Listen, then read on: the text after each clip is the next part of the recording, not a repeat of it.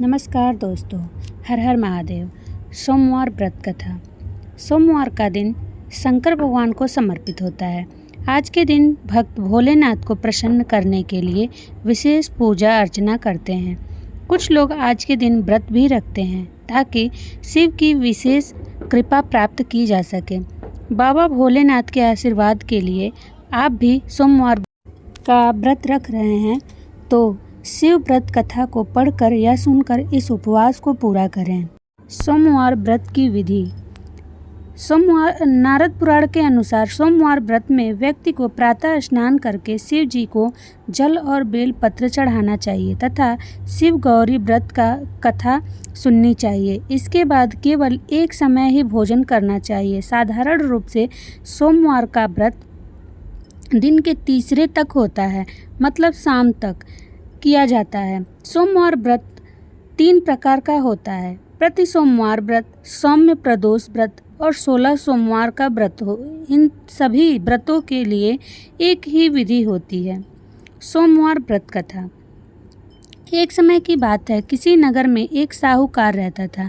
उसके घर में धन की कोई कमी नहीं थी, लेकिन उसकी कोई संतान नहीं थी।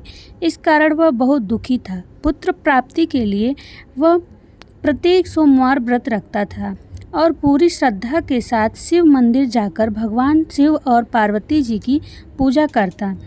उसकी भक्ति देखकर एक दिन माँ पार्वती प्रसन्न हो गईं और भगवान शिव से उस साहूकार की मनोकामना पूर्ण करने का आग्रह किया। पार्वती जी की इच्छा सुनकर भगवान शिव ने कहा कि हे पार्वती, इस संसार में हर प्राणी को उसके कर्मों का फल मिलता है और जिसके भाग्य में जो हो उसे भोगना ही पड़ता है। लेकिन पार्वती जी ने साहूकार की भक्ति का मान रखने के लिए उसकी मनोकामना पूर्ण करने की इच्छा जताई। माता पार्वती के आग्रह पर शिव जी ने साहूकार को पुत्र प्राप्ति का वरदान तो दिया, लेकिन साथ ही यह भी कहा कि उसके बालक की आयु केवल 12 वर्ष होगी। माता पार्वती और भगवान शिव की बातचीत को साहूकार सुन रहा था। उसे ना तो इस बात की खुशी थी और ना ही दुख। वह पहले की भांति शिव जी की पूजा कर रहा था।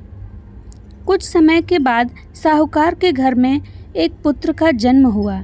जब वह बालक 11 वर्ष का हुआ तो उसे पढ़ने के लिए काशी भेज दिया गया। साहूकार ने पुत्र के मामा को बुलाकर उसे बहुत सारा धन दिया और कहा कि तुम इस बालक को काशी विद्या प्राप्ति के लिए ले जाओ और मार्ग में यज्ञ कराना। जहाँ भी यज्ञ कराओ वहाँ ब्राह्मणों को भोजन कराते और दक्षिणा देते हुए जाना। दोनों मामा भांजे इसी तरह यज्ञ कराते और ब्राह्मणों को दान दक्षिणा देते काशी की ओर चल पड़े। रात में एक नगर पड़ा जहाँ नगर के राजा की कन्या का विवाह था, लेकिन जिस राजकुमार से उसका विवाह होने वाला था वह एक आँख से काना था। राजकुमार के पिता ने अपने पुत्र के काना होने की बात को छुपाने के लिए एक चाल सोची। साहूकार के पुत्र को देखकर उसके मन में एक विचार आया। उसने सोचा, क्यों न इस लड़के को दूल्हा बनाकर राजकुमारी से विवाह करा दूं।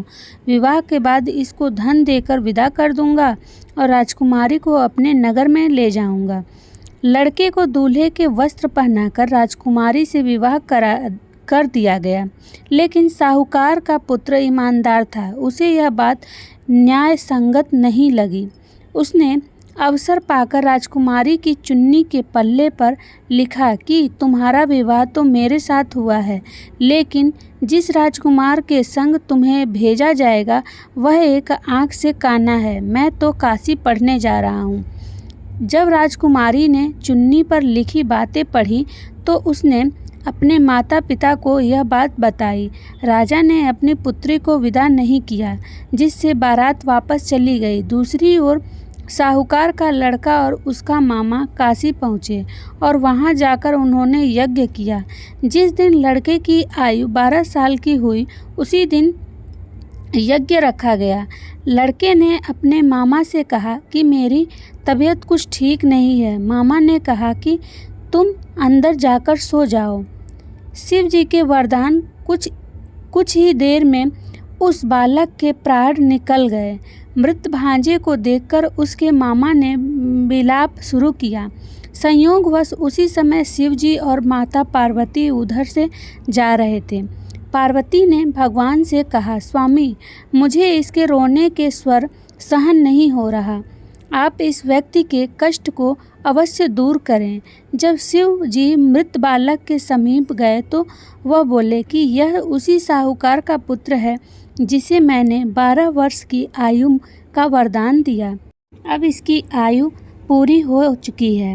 लेकिन मातृभाव से विभोर माता पार्वती ने कहा कि हे महादेव, आप इस बालक को और आयु देने की कृपा करें, अन्यथा इसके वियोग में इसके माता पिता भी तड़प तड़प कर मर जाएंगे। माता पार्वती के आग्रह पर भगवान शिव ने उस लड़के को जीवित होने का वरदान दिया। शिव जी की कृपा से वह लड़का जीवित हो गया। शिक्षा समाप्त करके लड़का मामा के साथ अपने नगर की ओर चल दिया।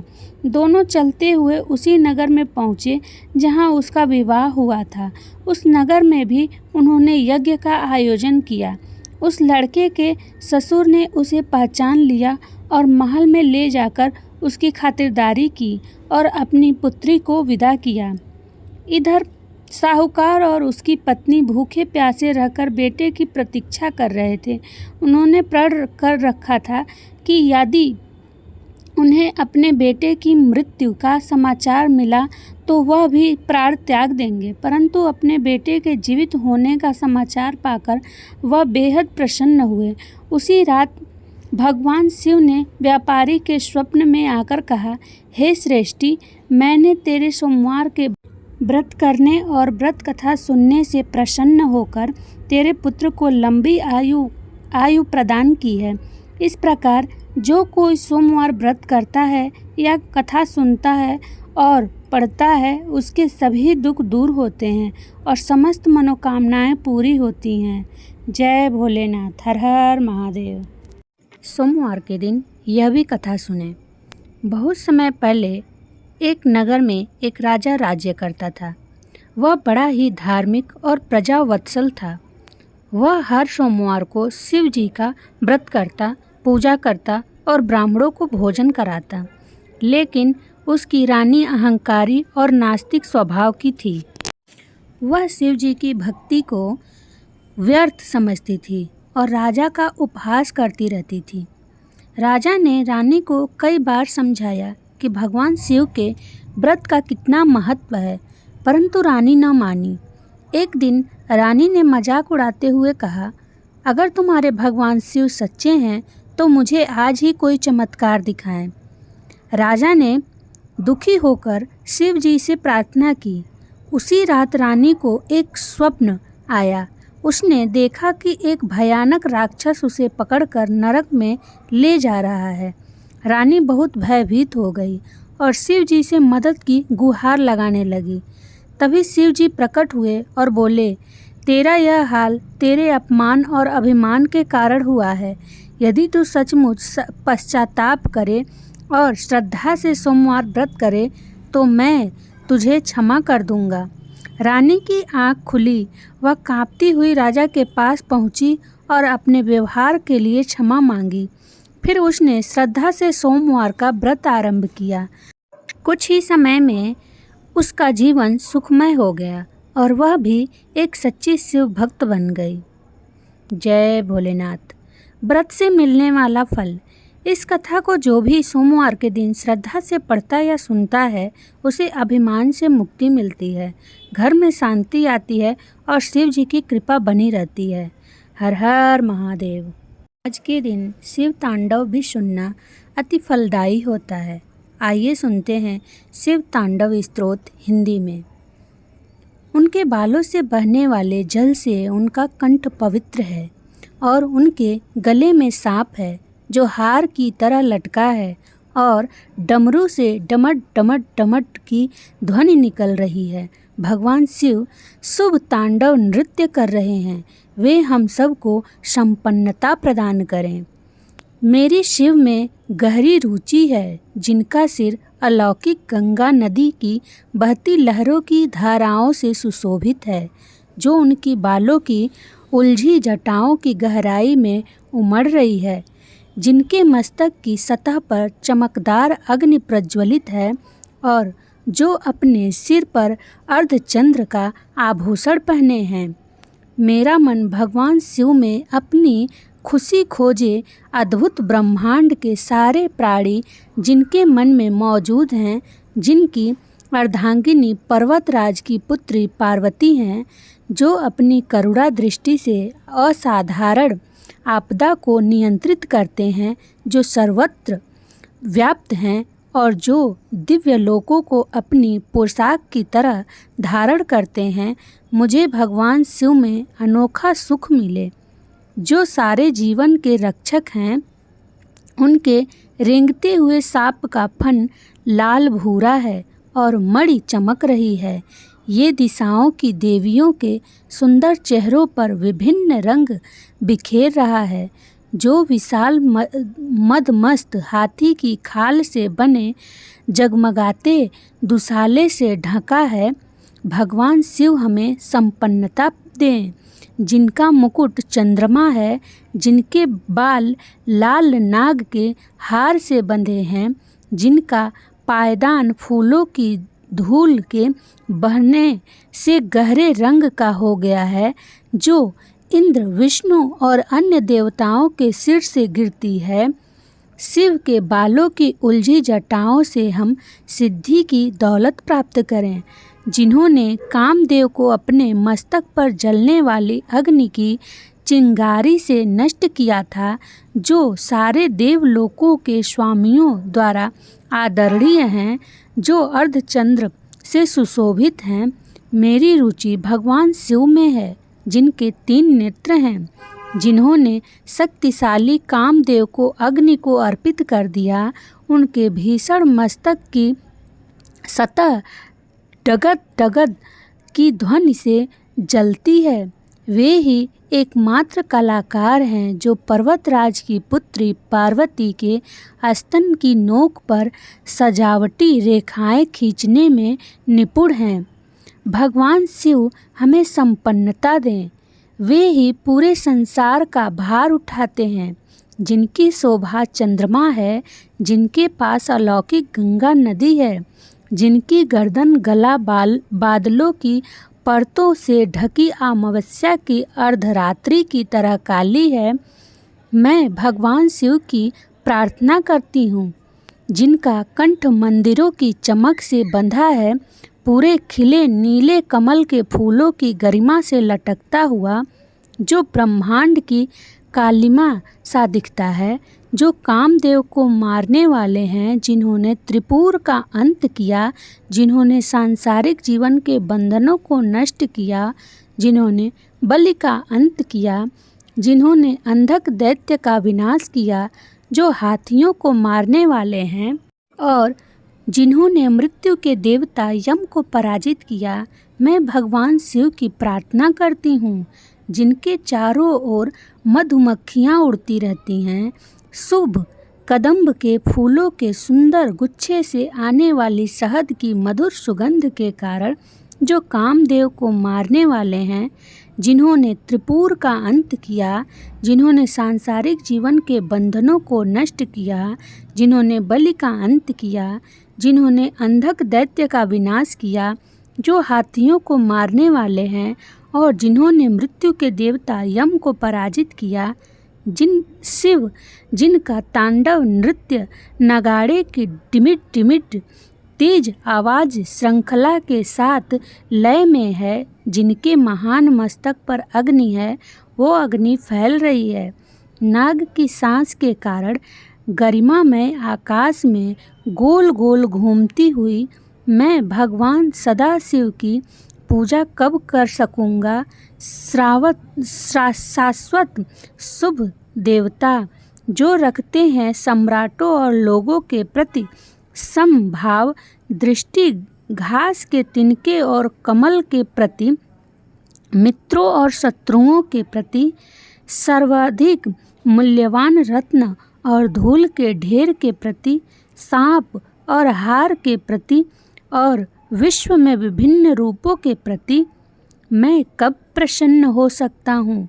अलौकिक नदी गंगा के निकट गुफा में रहते हुए अपने हाथों को हर समय बांधकर अपने सिर पर रखे हुए अपने दूषित विचारों को धोकर दूर करके शिव मंत्र को बोलते हुए महान मस्तक और जीवंत नेत्रों वाले भगवान को समर्पित इस स्तोत्र को जो भी पढ़ता है या याद करता है और सुनाता है वह सदैव के लिए पवित्र हो जाता है और महान गुरु शिव की भक्ति पाता है। इस भक्ति के लिए कोई दूसरा मार्ग या उपाय नहीं है, बस शिव का विचार ही भ्रम को दूर कर देता है। सद्गुरु रावण शिव का महान भक्त था और उनके बारे में अनेक कहानियाँ प्रचलित हैं। एक भक्त को महान नहीं होना चाहिए, लेकिन वह एक महान भक्त था। वह दक्षिण से इतनी लंबी दूरी तय करके कैलाश आया। मैं चाहता हूँ कि आप बस कल्पना करें, इतनी लंबी दूरी चल के आना और शिव की प्रशंसा में स्तुति गाने लगा। उसके पास एक ड्रम था जिसकी ताल पर उसने तुरंत ही 1008 छंदों की रचना कर डाली, जिसे शिव तांडव स्तोत्र के नाम से जाना जाता है। उसके संगीत को सुनकर शिव बहुत ही आनंदित व मोहित हो गए। रावण गाता जा रहा था और गाने के साथ साथ उसने दक्षिण की ओर से कैलाश पर चढ़ना शुरू कर दिया। जब रावण लगभग ऊपर तक आ गया और शिव उसके संगीत में मंत्रमुग्ध थे, तो पार्वती ने देखा कि एक व्यक्ति ऊपर आ रहा था। अब ऊपर शिखर पर केवल 2 लोगों के लिए ही जगह है, तो पार्वती ने शिव को उनके हर्षोन्माद से बाहर लाने की कोशिश की। वे बोली, वो व्यक्ति बिल्कुल ऊपर ही आ गया। अब ऊपर शिखर पर केवल 2 लोगों के लिए ही जगह है, तो पार्वती ने शिव को उनके हर्षोन्माद से बाहर लाने की कोशिश की। वे बोली, वो व्यक्ति बिल्कुल ऊपर ही आ गया है, लेकिन शिव अभी भी संगीत और काव्य में मस्ती में लीन थे। आखिरकार पार्वती उनको संगीत के रोमांच से बाहर लाने में सफल हुई और जब रावण शिखर तक पहुंच गया तो शिव ने उसे अपने पैर से धक्का मारकर नीचे गिरा दिया। रावण कैलाश के दक्षिणी मुख से फिसलते हुए नीचे की ओर गिरा। ऐसा कहा जाता है कि उसका ड्रम उसके पीछे घिसट कर रहा था और जैसे जैसे रावण नीचे जाता गया, उसका ड्रम पर्वत पर ऊपर से नीचे तक एक लकीर खींचता हुआ गया। अगर आप कैलाश के दक्षिणी मुख को देखें तो आप बीच में से ऊपर से नीचे की तरफ आता एक निशान देख सकते हैं। कैलाश के एक मुख और दूसरे मुख के बीच में अंतर या भेदभाव करना ठीक नहीं है, लेकिन कैलाश का दक्षिण मुख हमें ज़्यादा प्रिय है क्योंकि अगस्त्य मुनि कैलाश के दक्षिणी मुख में विलीन हो गए थे। तो ये शायद सिर्फ एक दक्षिण भारतीय पक्षपात है कि हमें कैलाश का दक्षिणी मुख ज़्यादा पसंद है और मुझे लगता है कि ये सबसे ज़्यादा सुंदर है, ये सबसे ज़्यादा श्वेत भी है क्योंकि वहाँ बहुत ज़्यादा बर्फ़ है। कई तरीक़ों से इस मुख में सबसे ज़्यादा तीव्रता है, लेकिन बहुत ही कम लोग हैं जो कैलाश के दक्षिणी मुख की ओर जा सकते हैं। ये बहुत ही दुर्गम है और वहाँ पहुँचना कम लोगों के लिए संभव है क्योंकि इसका मार्ग अन्य मुखों की तुलना में बहुत ज़्यादा कठिन है और कुछ खास तरह के लोग भी वहाँ जा सकते हैं। जय भोलेनाथ, हर हर महादेव।